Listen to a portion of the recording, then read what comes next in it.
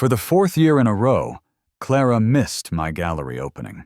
It had become something of a tradition, though not a welcome one. Her excuse this time was an emergency meeting at her firm, a last-minute crisis that she swore she couldn't escape. She promised, as she always did, that she would be there for the next one, her voice tinny and distant over the phone. I was on the verge of telling her it was fine, that I understood, when my gaze drifted across the street to a brightly lit dessert shop that had just opened. And there they were. Clara was with her new male intern, Mark. He was holding a bubble tea, and I could see the faint, pink smudge of lipstick on the straw as he held it up to her mouth. This detail struck me with the force of a physical blow. Clara was a notorious germaphobe. In all the time we had been together, she had never once taken a sip from my drink or used my fork. She recoiled from shared utensils as if they were venomous. But I watched, frozen in place, as she leaned forward and closed her lips around the straw he offered. The sound of their voices carried across the quiet street, clear and cheerful. "Clara, are you sure Ethan won't be upset that you skipped his show?" Mark asked. "What's there to be upset about?" Clara's laugh was a light, dismissive sound that twisted something in my gut. She looped her arm through his, pulling him closer. "It's just a collection of boring, lifeless paintings. Not nearly as interesting as you, my dear Mark." The words felt like a punch. She had told me, just last week, that she was planning to propose to me on my birthday. I glanced at a calendar on my phone. My birthday was in 3 days. The thought, which had once filled me with a quiet joy, now felt like a cruel joke. I didn't want to marry her anymore. Their playful conversation continued to drift over, each word a fresh wound. "Clara," Mark said, biting his lip in a way that seemed both fawning and smug. "Ethan invited you so many times. You've blown him off every single time. Isn't that a little harsh?" "What's the big deal?" she replied, pinching his cheek affectionately. "Besides, I always had a good reason, didn't I? The last time was your birthday, and the time before that you had a cold, and before that was when we were at that hotel." "Clara, why do you tell everyone everything?" Mark blushed, making a half-hearted attempt to cover her mouth. She just laughed, capturing his hand in hers and pressing a soft kiss to his knuckles. "How is that your fault? He's the one with terrible timing. You can't blame anyone but him." A hot, prickly sensation built behind my eyes, and the vibrant colors of the dessert shop swam together into a meaningless blur. We had shared 4 years of our lives, but in that moment, it felt like I was seeing the real her for the very first time. I remembered our 2nd anniversary. I'd spent all day preparing a special cake, and when I accidentally brushed my hand against her arm, she had recoiled in horror. She threw the entire cake on the floor and screamed at me, her face contorted with disgust. "Ethan, you know I'm a germaphobe. How could you touch me with your filthy hands? You're disgusting!" After scrubbing her hands with an alcohol wipe, she'd thrown the used wipe at my face and stormed out of the restaurant, leaving me to deal with my humiliation and the stares of the other patrons. I apologized profusely as I cleaned the cream from the floor, the glare of the restaurant lights stinging my eyes. Later, she had explained it away. "Ethan, don't overthink it," she'd said. "I'm like that with everyone." And I, foolishly, had believed her.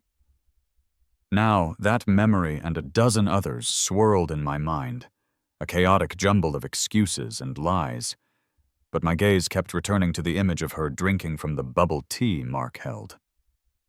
"Ethan, the show is about to start," my assistant, David, called out, jogging over to me. "Are we still holding back the centerpiece painting?" The painting.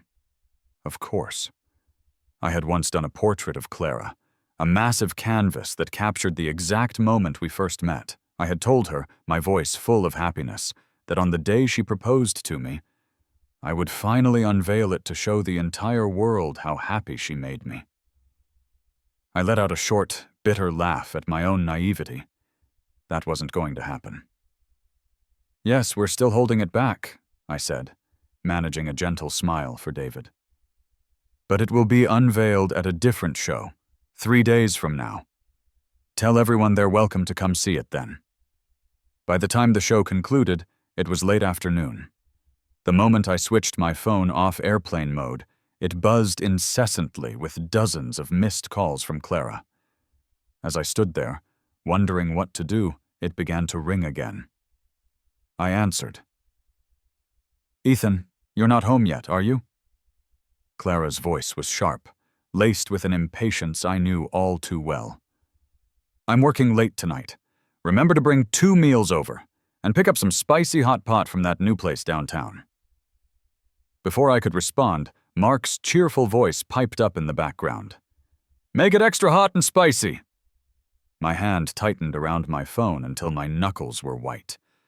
I could feel a tremor of anger starting deep in my chest. Every time Clara worked late, she would call and have me bring her dinner. About 3 months ago, she suddenly started telling me to bring 2 portions. "I get hungry late at night," she had explained. "1 meal just isn't enough anymore." But 3 months ago was exactly when Mark had started his internship at her firm. It was also right around that time that spicy, heavy foods began appearing on her requests. I had asked her about it once, curious because she knew I couldn't handle spicy food. She had just frowned. "You can't eat spicy food, can you? I was worried you'd only think about me and forget to eat yourself." Back then, her words had filled me with a profound joy. I thought I had finally managed to warm her cold, distant heart. I thought the stone had finally blossomed. Now I realized someone else had made it bloom.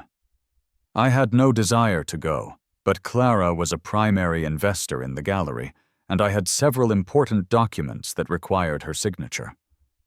By the time I arrived at her office building, a sudden downpour had started, and I was soaked to the bone. I pushed open the heavy glass door to her office, water dripping from my hair and clothes, looking like a complete mess. My eyes immediately met Mark's. He was sitting on the couch, wrapped comfortably in Clara's arms. "Oh," Mark yelped, scrambling to his feet. "You're here!" Clara didn't even look at me.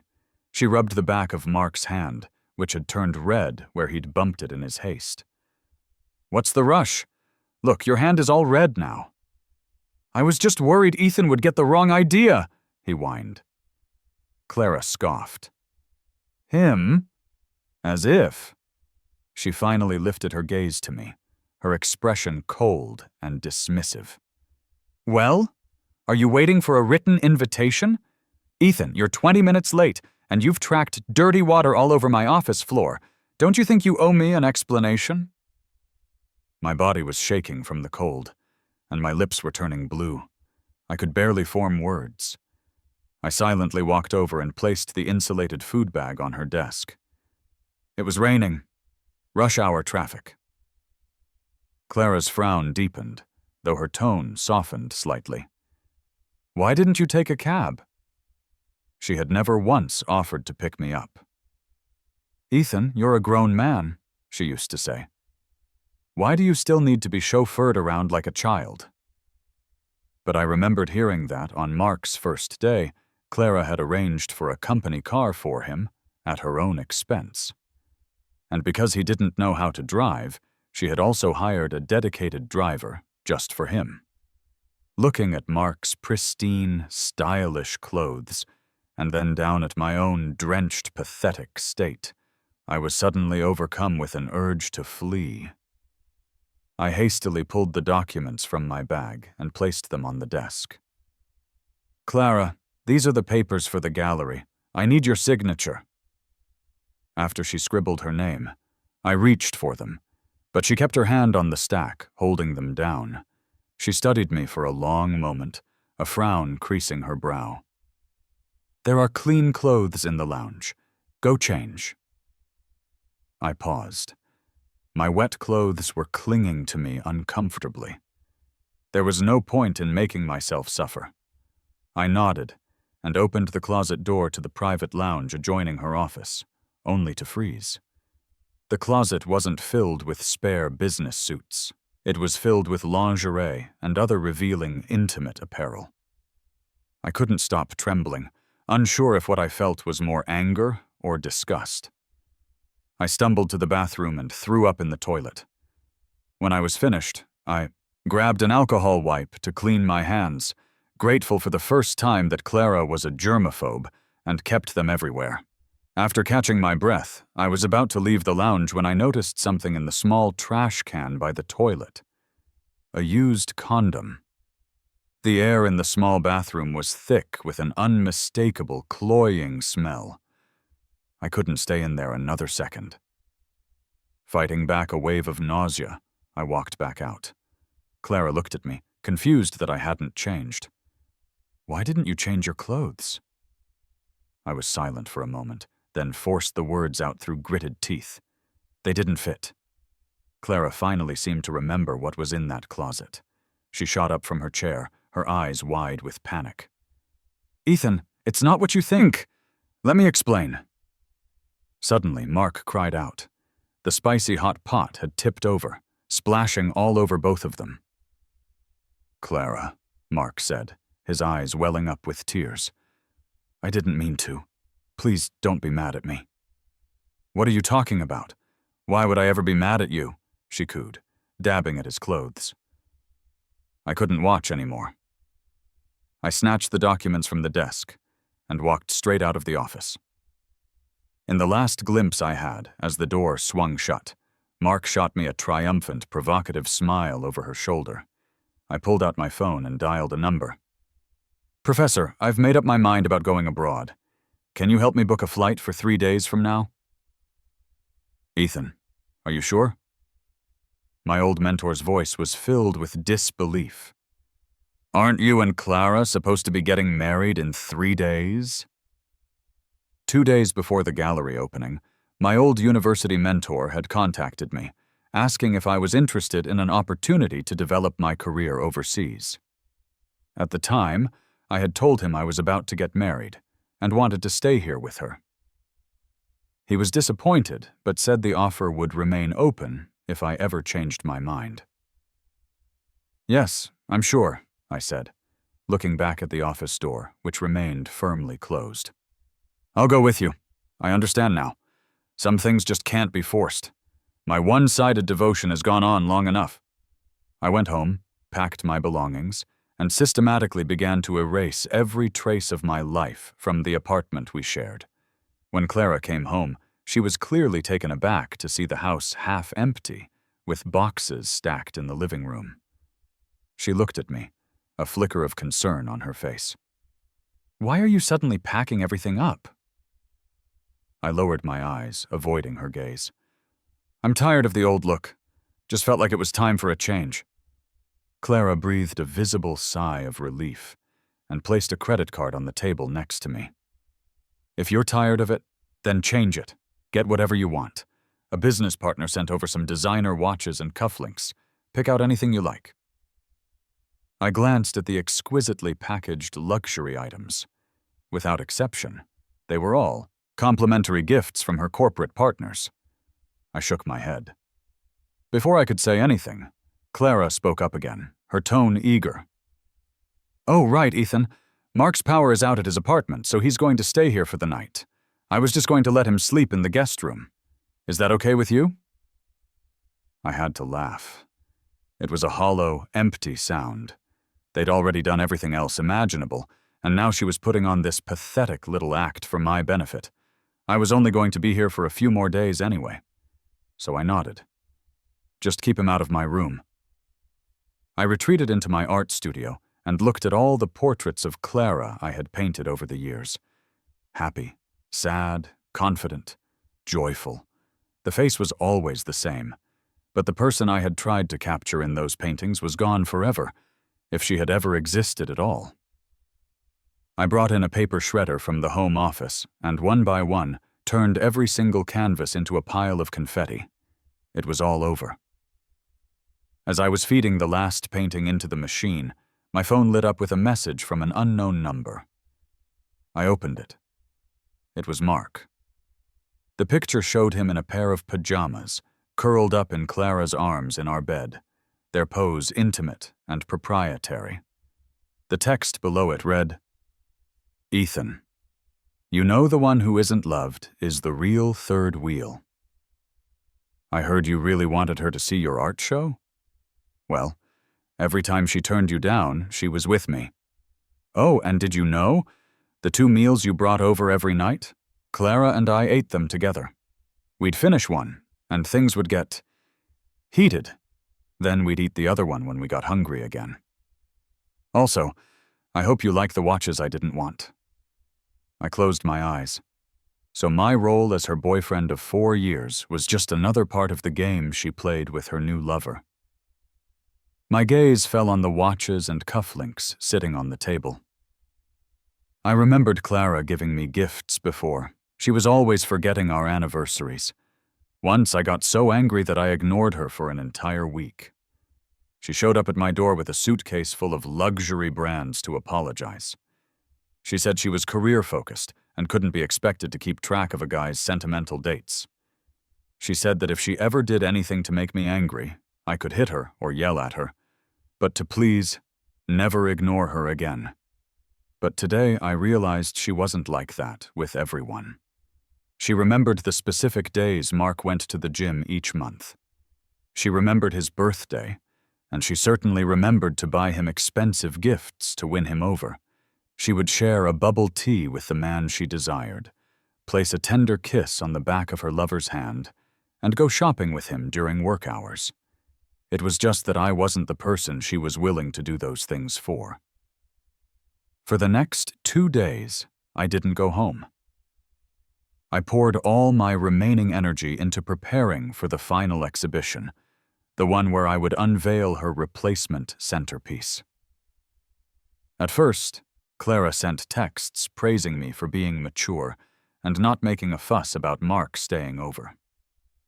Then, as the hours passed, her messages became more insistent. "Ethan, what's wrong with you? Why aren't you answering me?" I looked at our text history. It was a sea of long, green message bubbles from my side, with her short, perfunctory replies scattered sparsely in between. The number of times she had initiated a conversation was pathetically small. I sent back a single reply. Busy with work. On the morning of the exhibition, my assistant, David, who had gone to my studio to pick up the paintings, called me in a panic. "Ethan, is the centerpiece not being displayed?" I was in a car on the way to the airport. "What do you mean?" David sent me a short video. My heart stopped when I saw it. The painting I had once cherished more than anything, the portrait of Clara, was now splattered with reddish-brown paint and streaked with garish, clashing colors. And in the only remaining blank space, scrawled in an arrogant, messy hand, was Mark's message. "In your dreams."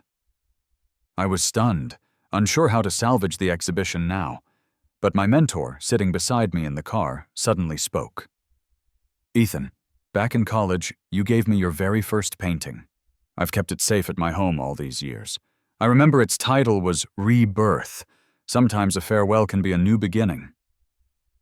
I gave David my mentor's address, and then, taking a deep breath, I called Clara.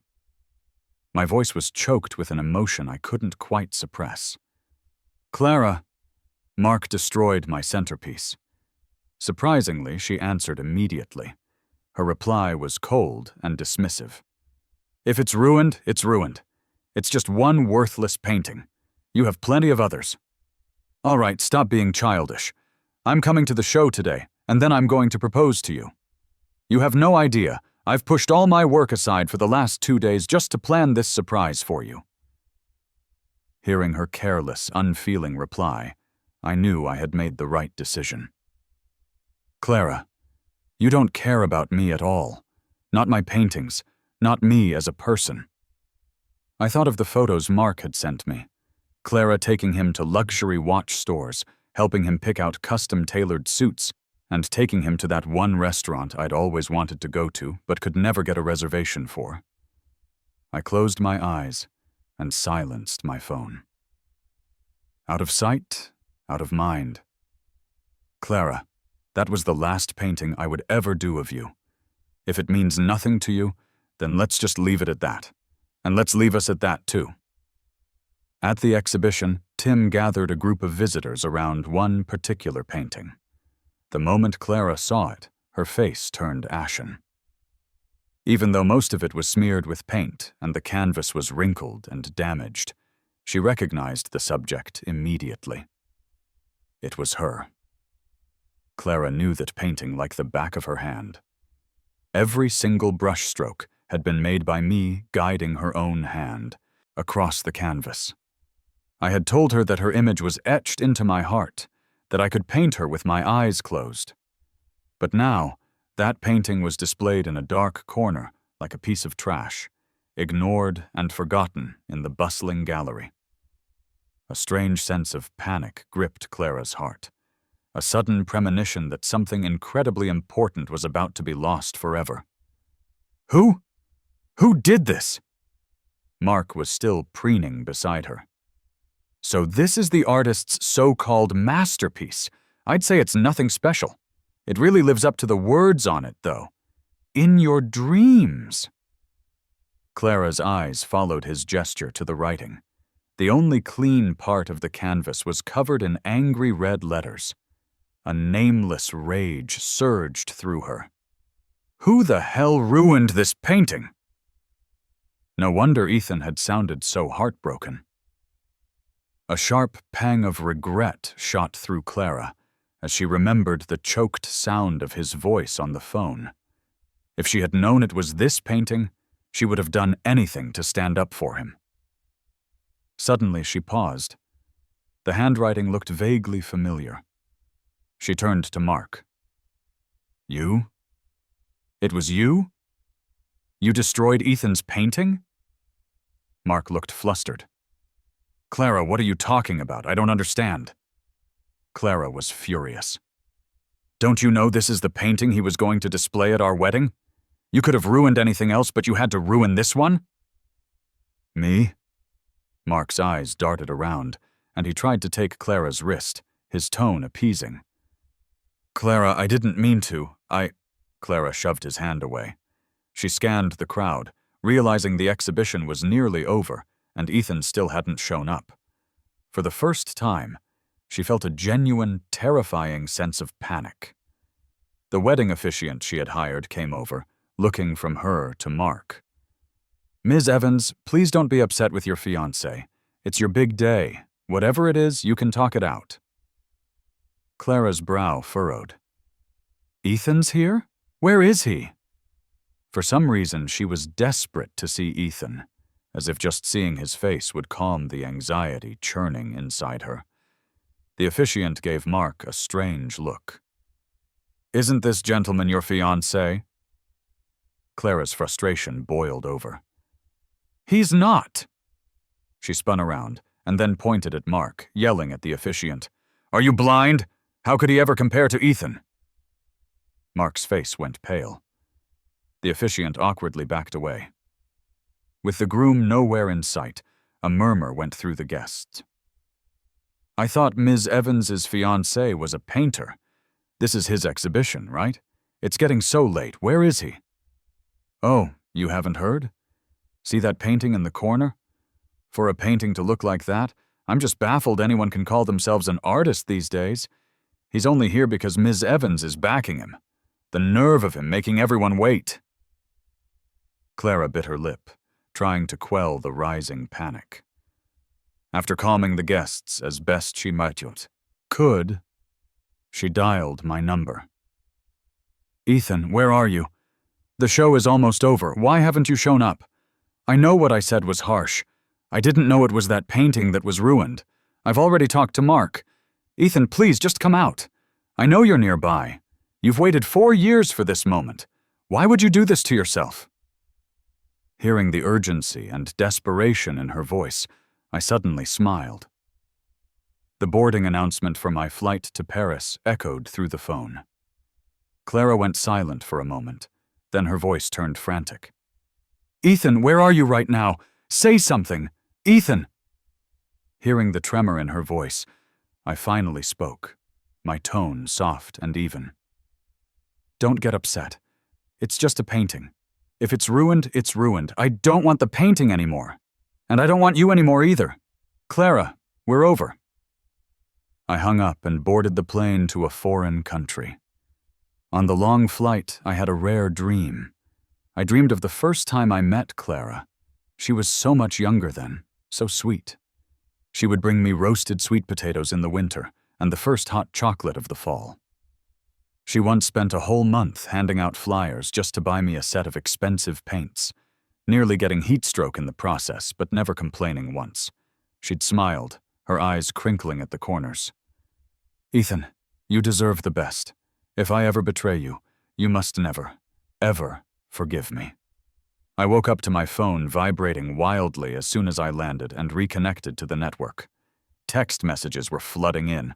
"Okay, Ethan, I've already sent someone to your studio to get another painting. You've painted me so beautifully, any one of them would be perfect for the wedding. Don't be mad. I docked Mark's bonus for the month. He knows he was wrong." "Ethan, why are all the paintings gone? My assistant said there are shredded pieces of canvas in the paper shredder." "Ethan, pick up the phone." I sighed, an almost inaudible sound. I declined her incoming call, then pulled out the SIM card and dropped it into a nearby trash can. "Goodbye, Clara." Clara would never forget the heart-stopping panic she felt when she sped home from the gallery and saw the empty house. All the little things that had felt off over the past few days suddenly clicked into place, forming a cruel and undeniable truth. Ethan was gone. He didn't want her anymore. The 2 sets of toiletries in the bathroom had, at some point, become one. The clothes in the closet, the slippers by the door. Everything screamed that she was the only one living here now. Clara felt dizzy, nearly collapsing to the floor. How could this be? Ethan loved her so much. He had been waiting for her to propose. How could he leave at a time like this? No, she must have missed something. Clara staggered to her feet and ran towards my studio. But the moment she saw inside, she froze. The portraits of her, which should have been hanging meticulously on the walls, were all gone. In their place, the floor was covered in a chaotic mess of shredded paper. Why? Why? Clara didn't even have the courage to step inside. "Clara," Mark came up behind her cautiously. Seeing the wreckage, a satisfied smile touched his lips. "What's wrong with Ethan? Why would he shred all these beautiful paintings?" Before he could finish, Clara lunged forward, grabbing him by the throat and slamming him against the wall. "You! It was you, wasn't it? Didn't I tell you to stay out of his room?" Mark clawed at her hand, struggling to breathe. "It wasn't me!" "How could it not be you?" Clara threw him to the floor. "You think Ethan would shred them himself? He cherished these paintings of me. He would never do something like this." "It was like this when I came in," Mark argued. "I just delivered the painting that was hanging right there." "Delivered what?" Realizing his slip, Mark clamped his mouth shut. Clara laughed, a cold, sharp sound. "Mark, we'll have the security footage from the building soon. You'd better hope you really didn't do anything." 3 days after I landed in Paris, I was successfully enrolled at the most prestigious art academy in the city. The professors were witty and engaging, my classmates were easy to get along with, and gradually I began to forget the unpleasantness of my past. Perhaps our connection had truly run its course. For days I didn't dream of Clara, nor did I think of her. There was no love or hate left, just a quiet acceptance that what starts must eventually end. It was no big deal, but I never expected to see Clara waiting for me outside my apartment one day. At first, I was surprised. I didn't think I knew any women here. Then, on second glance, I relaxed. Oh, it was her. Clara looked like she'd been through hell. Her makeup was smudged, her hair was a mess, and dark circles shadowed her eyes. I gave her a polite, distant nod. "Can I help you with something?" To my surprise, Clara's eyes turned red. "Ethan, why are you being so cold to me?" I looked at her, genuinely confused. "Are we supposed to be something else?" Clara didn't answer, just stood there with tears welling in her eyes. I hesitated. Was I not clear enough before? After a moment's thought, I nodded to myself. "Okay then, let me say it again." Clara stepped forward and grabbed my wrist, cutting me off. "I don't want to hear it. All you ever say are things I don't want to hear. Ethan, when did you become so cruel?" She looked down, her voice filled with a profound hurt. "You didn't come to the wedding. You didn't see the 999 blue roses I got for you. You once said that if we got married, you wanted to plant our yard full of them. I had the blue roses ready, but you never came." I pulled my hand back, using my sleeve to wipe the spot her hand had touched before pushing her away. "Clara, I remember you. Have a thing about germs. You never let me touch you." I paused. "Is that all cured now?" Clara looked guilty. She called my name frantically, trying to grab my hand again, but I slapped it away. "But Clara," I said, a cruel smile touching my lips now, "I'm the one with a thing about germs. Don't touch me. You're filthy." Clara's lips tightened. Her eyes were filled with confusion as her hand hovered in the air for a moment before falling limply to her side. "Ethan, how could you be so heartless? You didn't even leave me a single painting, not one thing to remember you by." "A painting?" I looked at her with scorn. "I did leave one for you." Clara's head snapped up, a flicker of light finally returning to her dark, empty eyes. "Really? Where?" I smiled. "On the wall in my studio, the one directly opposite the door. Remember?" I watched the color drain from Clara's face and smirked. "I left it for you, but I never expected someone would go into my studio and destroy it. After all, when you let Mark stay over, you swore he would only be in the guest room. But in the end, it's just a worthless painting. Ruined is ruined." "No!" Clara suddenly yelled at me, her bravado fading under my surprised gaze. "No, it wasn't a worthless painting. It was the one of our first meeting, the one you drew by guiding my hand, brushstroke by brushstroke." I shrugged indifferently. "Okay, if you say so." As Clara stared at me in disbelief, I yawned. "I'm tired. Would you mind moving?" I woke up the next morning to a message from my professor asking me to drop off some materials for him at the university. When I opened my door, I jumped. A dark figure was standing right outside, slumped against the wall. I frowned at her. "Clara? You're still here?" Clara looked down. "You once said that home is wherever we are together. If you won't be with me, then I'll just follow you." As she started to move closer, I shoved her away. She couldn't dodge in time, and her elbow slammed into a metal utility box on the wall behind her, leaving a bloody gash. I glanced at the time, annoyed, then went back inside to grab iodine, alcohol, and bandages, tossing them at her feet. Ignoring her injury, Clara looked at me with renewed hope. "Ethan, I knew you still had feelings for me." "You're imagining things," I said, grabbing my folder. "Just don't die on my doorstep." When I saw she was about to follow me, I turned and warned her. "And don't follow me again." After dropping off the materials, my professor stopped me. Ethan, I haven't had the chance before. Since you're both here today, it's a good time for you to meet. This is Sophie. She's a year younger than you. You're junior. The girl in the white shirt had a pair of cute dimples and a smile that reached her eyes. Hi, it's nice to meet you. I nodded. You too. My professor looked at us with satisfaction. I only brought the two of you with me on this trip. You should look out for each other. Don't worry, Professor, I will, Sophie said with a wink. It's getting late. Let me walk you home. Not wanting to worry my professor, I agreed. Sophie was very talkative, telling me all about local customs on the way. But as we reached my apartment building, she pointed at a pile of cigarette butts by my door, her expression concerned. Ethan, this doesn't seem very safe. I almost laughed. It was strange. When did Clara start smoking?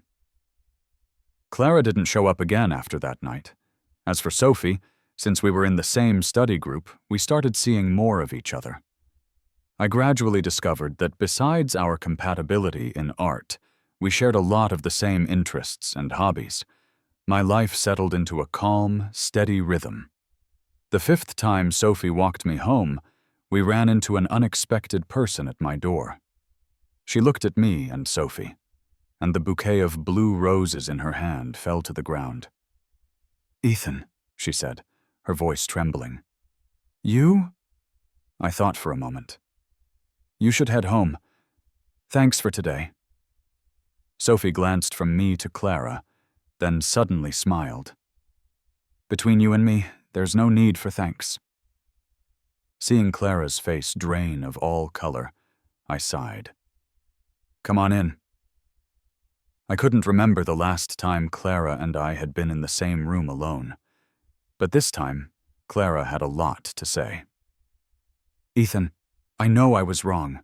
After you left, Mark took that ruined painting and started smearing your reputation online, trying to get you canceled. But I found out, and I forced him to retract everything and delete his accounts. I also tried my best to restore the painting. It will never be the same. But at least it gives me something to hold on to. I bought that restaurant you always wanted to go to. We can go anytime you want. And the watches, the luxury car keys, I put them all in your room. When are you coming back? There was more to the story than what she was telling me. After Clara found out that Mark had not only destroyed my last painting of her, but also planned to use it to ruin my career, she was enraged. She fired him and made him pay back every single cent she had ever spent on him.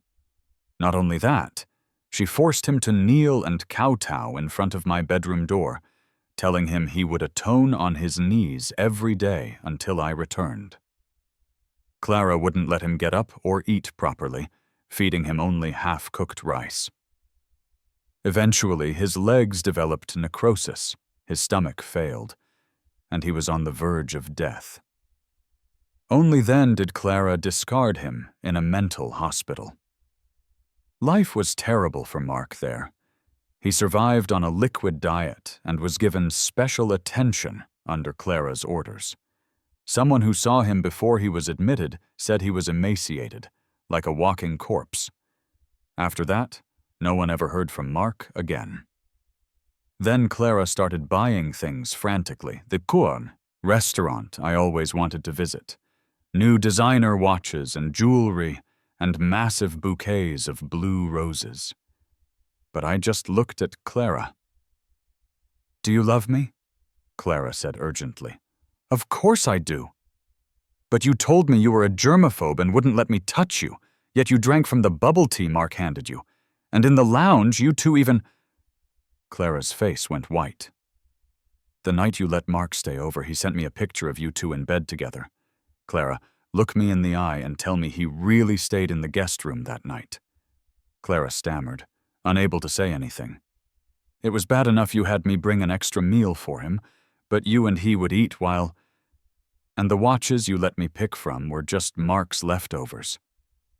I shook my head. Clara, you're disgusting. Your love is so cheap. Clara's eyes reddened. Her hand trembled as she reached for me, but then she seemed to remember something. Her hand paused mid-air and then retreated. You enjoyed being taken care of by me while also craving the novelty of Mark. Clara, you don't love me. You just love the feeling of being adored by two people at the same time. I shook my head, stood up, and opened the door. Unfortunately, I don't share that particular kink. Outside, Sophie had returned. She smiled when she saw me. Ethan, I was worried about you. Clara was silent for a long moment before she looked up at me. Ethan, can we still be friends? I was about to say no, but then I saw the crushed blue rose petals on the ground outside and changed my mind. Clara would be returning to her country soon. We would likely never see each other again in this lifetime. Fine. I hope you remember what being a friend means. Clara left. Sophie stared after her, a thoughtful look on her face. I looked at her with amusement.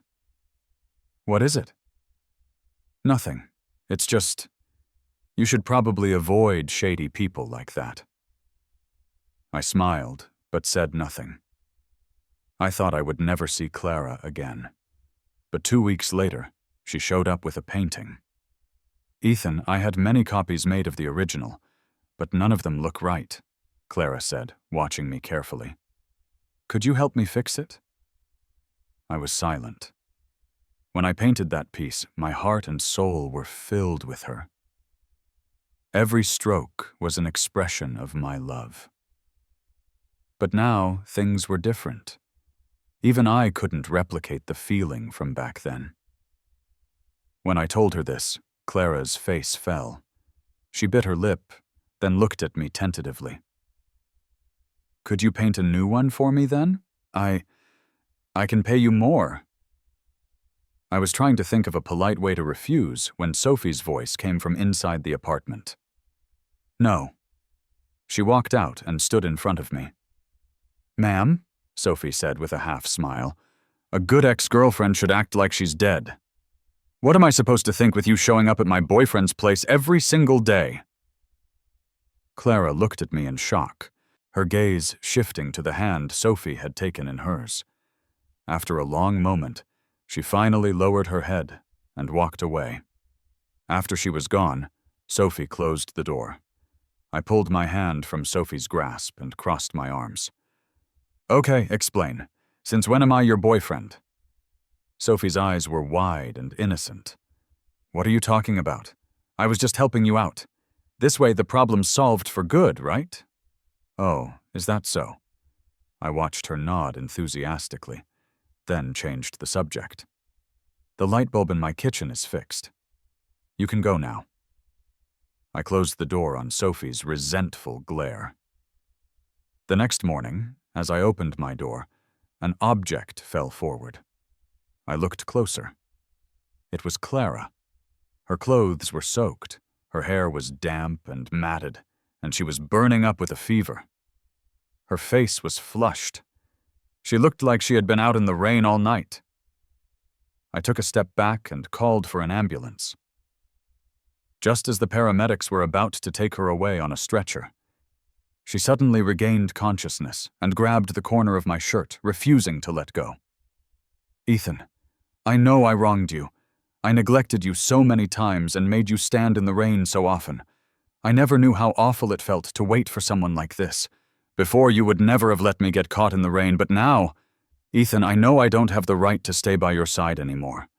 In the days to come, without me, you have to take care of yourself. Before I could even nod, Clara passed out again, completely unconscious. A few days later, I received a cake from an anonymous sender. A small note was attached. I'm gone. Be well. 6 months into my new life abroad, news from home would occasionally reach me. I heard that Clara and Mark were both dead.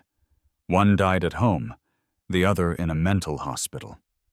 Apparently, after Clara returned, Mark had requested to see her, claiming he had news about me.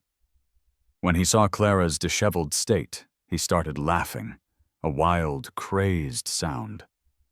The nurses tried to give him a sedative, but Clara stopped them. When Mark had laughed his fill, he looked at Clara with a mixture of pity and contempt. He told her, "Clara, you never knew your own heart. You're such a contradiction, Clara. You loved Ethan when you were with me, and you loved me when you were with Ethan. On the surface, you pampered me, buying me all those watches and designer things, but in the end, most of it ended up in Ethan's room. You took me to the restaurant Ethan always wanted to go to, wanting to try the dishes he liked in advance, but all Ethan saw was that you didn't care about him. Ethan thought you loved me, but the only person you ever truly loved was Ethan. Isn't it hilarious, Clara? Even when he left, Ethan never once opened that closet full of designer watches." Clara's eyes were wild. "Enough!" Tim continued, his voice rising. "Do you know how he reacted when I sent him that photo? He didn't say a single sanskrit word. The great Clara Evans. Your way of loving someone is to push them further and further away." "I said enough!" Clara snatched a syringe from a nurse's tray and plunged it directly into Mark's artery. His laughter stopped abruptly. Clara remembered the day of the wedding, how she had driven recklessly home only to find the studio floor covered in shredded paper. In that moment, it felt like all the blood in her body had frozen. The studio was right there, but she couldn't take a single step forward. The floor was carpeted with tiny scraps of paper. She recognized every single one. It was her, as seen through Ethan's eyes. But every version of her was shattered, and no matter how hard she tried, she couldn't piece a single one back together. She suddenly felt that she had been shattered along with the paintings, that she could never be whole again. Why else would her heart hurt so much, a pain so intense it made her fingertips tremble? Mark died in a sparse, empty hospital room, his eyes wide open. Clara went home in a daze. She looked at the painting she could never replicate, the one that would never be the same, and broke down sobbing. Later that night, she set herself on fire, clutching that painting. Her last words were, "Ethan, I'm so sorry, but I really did love you." I felt a strange sense of melancholy when I heard the news. Not regret exactly, but a deep sadness for how things had turned out, for a path that had twisted so unexpectedly and ended in tragedy. Lily handed me a glass of water. "Here, drink this." I took it, and she sat down next to me. "What are you going to do with the inheritance Clara left you?" My eyes fell on the deed of gift that had arrived from across the ocean. "Donate it all, in her name." "And what about me?" "What?" I didn't quite follow. "Me? When are you finally going to make it official?" I couldn't help but laugh.